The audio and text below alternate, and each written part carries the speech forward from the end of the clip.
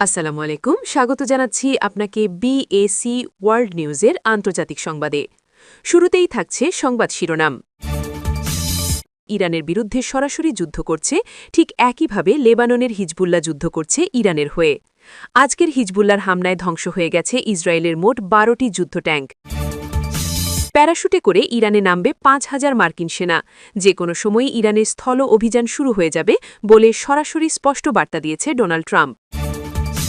এদিকে ইরানের হামলায় মাত্র ২৫ দিনে অচল হয়ে গেছে মধ্যপ্রাচ্যে থাকা মোট ২১টি মার্কিন ঘাঁটি। দিন যতই যাচ্ছে ততই ব্যাপক ক্ষয়ক্ষতির মুখে পড়ে যাচ্ছে যুক্তরাষ্ট্র। ইসরায়েলের হয়ে আরব আমিরাতের হুমকির পরে এবার কঠোর বার্তা দিয়েছে ইরান। বলেছে, আমিরাত বেশি বাড়াবাড়ি করলে তাদের মাটির সাথে গুঁড়িয়ে দেওয়া হবে। ইসরায়েলের হামলার পর এবার ইসরায়েলের পারমাণবিক কেন্দ্রে পাল্টা হামলা চালিয়েছে ইরান। হামলায় পুরোপুরি ধ্বংস না হলেও ব্যাপক ক্ষয়ক্ষতি হয়েছে পারমাণবিক কেন্দ্রটির। এতক্ষণ শুনছিলেন সংবাদ শিরোনাম, এখন বিস্তারিত। যেভাবে যুক্তরাষ্ট্র সরাসরি ইসরায়েলের পক্ষে ইরানের বিরুদ্ধে যুদ্ধে অংশ নিচ্ছে, ঠিক একইভাবে লেবাননের হিজবুল্লাহ ইরানের পক্ষে সক্রিয় হয়ে উঠেছে। এতে করে সংঘাতের পরিধি আরও বিস্তৃত হচ্ছে এবং নতুন করে উত্তেজনা তৈরি হচ্ছে। আজকের হামলায় হিজবুল্লাহ ইসরায়েলের সামরিক অবস্থানে বড় আঘাত হেনেছে। এই আক্রমণে ধ্বংস হয়ে গেছে ইসরায়েলের মোট ১২টি যুদ্ধ ট্যাঙ্ক এবং এতে সামরিক সক্ষমতায় চাপ তৈরি হয়েছে, যা পরিস্থিতিকে আরও কঠিন করে তুলছে। এই হামলার মাধ্যমে স্পষ্ট হয়েছে, যুদ্ধ এখন একাধিক ফ্রন্টে ছড়িয়ে পড়েছে। একদিকে সরাসরি রাষ্ট্র, অন্যদিকে মিত্র গোষ্ঠীগুলোও সক্রিয়ভাবে অংশ নিচ্ছে এবং সংঘাত আরও গভীর হচ্ছে। এই পরিস্থিতিতে যুদ্ধের গতি আরও তীব্র হয়ে উঠছে। প্রতিটি নতুন হামলার সঙ্গে সঙ্গে সংঘাতের মাত্রা বাড়ছে এবং নিয়ন্ত্রণ করা কঠিন হয়ে পড়ছে, যা দীর্ঘমেয়াদে বড় প্রভাব ফেলতে পারে। এদিকে সংশ্লিষ্ট এলাকাগুলোতে সতর্কতা জোরদার করা হয়েছে। যে কোনো সময় আরও বড় ধরনের আঘাত আসতে পারে বলে প্রস্তুতি নেওয়া হচ্ছে এবং বাহিনীকে উচ্চ সতর্কতায় রাখা হয়েছে। সব মিলিয়ে এই হামলা দেখিয়ে দিচ্ছে যে যুদ্ধ আর সীমাবদ্ধ নেই, বরং এটি ধীরে ধীরে বড় আকারে বিস্তৃত হয়ে আরও জটিল পরিস্থিতির দিকে এগোচ্ছে এবং সামনে আরও বড় সংঘর্ষের আশঙ্কা তৈরি হয়েছে। প্যারাশুটে করে ইরানে নামতে পারে প্রায় ৫,০০০ যুক্তরাষ্ট্রের সেনা, এমন সরাসরি বার্তা দিয়েছেন ডোনাল্ড ট্রাম্প। এতে করে ইরানে স্থল অভিযান শুরুর আশঙ্কা আরও জোরালো হয়ে উঠেছে এবং পরিস্থিতি দ্রুত উত্তপ্ত হচ্ছে। এই ঘোষণার পর যুদ্ধের পরিস্থিতি নতুন মাত্রা পেয়েছে। আকাশ ও সমুদ্রের পর এবার স্থল যুদ্ধের সম্ভাবনাও সামনে চলে এসেছে এবং সংঘাত আরও বিস্তৃত হওয়ার ইঙ্গিত মিলছে, যা পুরো অঞ্চলকে প্রভাবিত করতে পারে। এই ধরনের পদক্ষেপ বাস্তবায়ন হলে যুদ্ধ সরাসরি ইরানের ভেতরে প্রবেশ করতে পারে। এতে করে সংঘাতের তীব্রতা আরও বেড়ে যাওয়ার সম্ভাবনা তৈরি হয়েছে এবং পরিস্থিতি নিয়ন্ত্রণের বাইরে যেতে পারে। এদিকে এই বার্তার পর দুই পক্ষই প্রস্তুতি জোরদার করছে।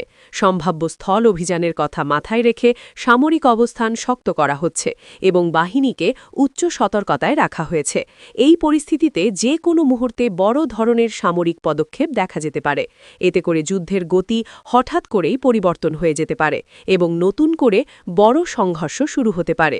সব মিলিয়ে এই বার্তা স্পষ্ট করে দিচ্ছে যে সংঘাত দ্রুত নতুন পর্যায়ে প্রবেশ করছে এবং সামনে আরও বড় ধরনের সংঘর্ষের আশঙ্কা তৈরি হয়েছে, যা দীর্ঘমেয়াদে বড় প্রভাব ফেলতে পারে।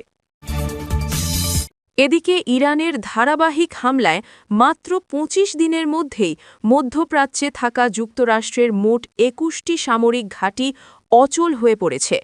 এই আঘাতগুলো সরাসরি যুদ্ধের ভারসাম্যে প্রভাব ফেলতে শুরু করেছে এবং পরিস্থিতি দ্রুত পরিবর্তিত হচ্ছে। প্রতিদিনের হামলায় ক্ষয়ক্ষতির পরিমাণ দ্রুত বাড়ছে।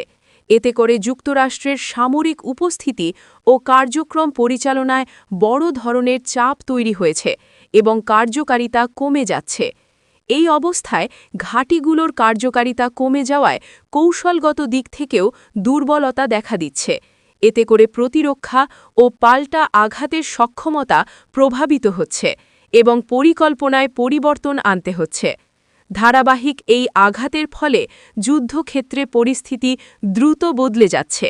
প্রতিটি হামলার পর নতুন করে হিসাব কষতে হচ্ছে সামরিক নেতৃত্বকে এবং সিদ্ধান্ত নেওয়া কঠিন হয়ে পড়ছে। এদিকে ক্ষয়ক্ষতির চাপ সামলাতে অতিরিক্ত প্রস্তুতি নেওয়া হচ্ছে। বাহিনীকে পুনর্গঠন ও প্রতিরক্ষা জোরদারের চেষ্টা চলছে এবং নতুন কৌশল প্রয়োগের প্রস্তুতি নেওয়া হচ্ছে। সব মিলিয়ে এই পরিস্থিতি স্পষ্ট করে দিচ্ছে যে সংঘাতের মধ্যে যুক্তরাষ্ট্র বড় ধরনের চ্যালেঞ্জের মুখে পড়েছে এবং সামনে আরও কঠিন সময় অপেক্ষা করছে, যা যুদ্ধের গতিপথে বড় প্রভাব ফেলতে পারে। ইসরায়েলের পক্ষে অবস্থান নিয়ে আরব আমিরাতের হুঁশিয়ারির পর কঠোর প্রতিক্রিয়া জানিয়েছে ইরান। সরাসরি সতর্ক করে বলা হয়েছে, বাড়াবাড়ি করলে কঠিন পরিণতির মুখে পড়তে হবে আরব আমিরাতের।